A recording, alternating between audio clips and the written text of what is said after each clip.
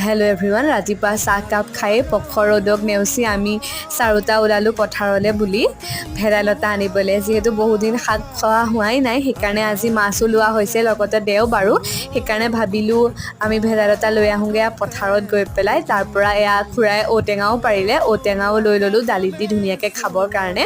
তাৰপৰা এয়া ভেদাইলতা আৰু ঔটেঙা আনিলোঁ আৰু তাৰপৰা আহি মায়ে মোক ধুনীয়াকৈ ব্ৰেকফাষ্ট দিলে খাবলৈ। তাৰপৰা ময়ো লাগিলোঁ মাছ ভজাত, বৌয়ে ভেদাইলতাখিনি পিচিলে আৰু দুপৰীয়াৰ লাঞ্চটো আমাৰ এনেকেই ধুনীয়াকৈ হৈ গ'ল। তাৰপৰা এয়া মা আৰু মই ওলালোঁ আজি বজাৰ কৰিবলৈ বুলি, যিহেতু আমাৰ ইয়াত দেওবৰীয়া বজাৰ বহে। আৰু এয়া গৈ থকা অৱস্থাত তাৰপৰা আমি এখন দোকানত সোমালোঁ, বস্তু দুটা লৈ ল'লোঁ। তাৰপৰা এয়া শাক পাচলিৰ বজাৰ কৰিলোঁ। শাক পাচলি বজাৰ কৰাৰ পিছত ঘৰলৈ উভতাৰ সময়ত মই এটা আইচক্ৰীম খাই ল'লোঁ, যিহে গৰম পৰিছে।